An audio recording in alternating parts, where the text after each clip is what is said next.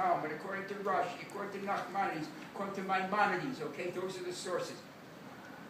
They're the first Homo sapiens with a neshama. This K0 is Genesis, chapter 1, verse 27. I can't get off the track, but I'll never get this done. Not verse 26. Verse 26, Adams were all over the place. They weren't humans. They weren't humans. They were animals. They had the same shape and intelligence as people, according to Maimonides and the Talmud. They weren't human.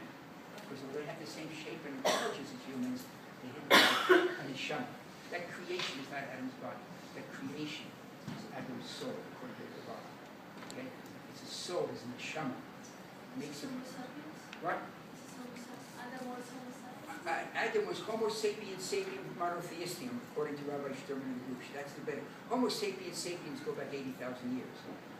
But the neshama changed the world, and you go to museums and they document the change in the world that takes place right here. It's amazing.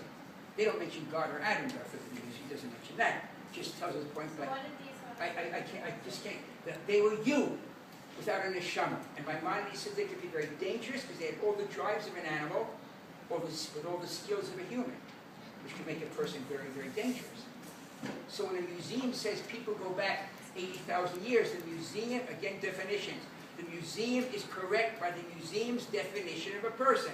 The museum's definition of a person is a being that looks like you and looks like me, has your brains and my brains. That's the museum's definition, and they're correct.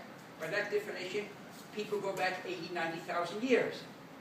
But the Bible's definition of a person is a little different. It's a being that looks like you and looks like me, has your brains and my brains, and has the, what? The neshama. The neshama. The neshama changed the world. It changes physiologically. It changed the world, socially. It's a totally different world. And the museums document it. If you don't think so, I quote word for word from the curators, etc., of the British Museum. British Museum has an entire wing, not a room.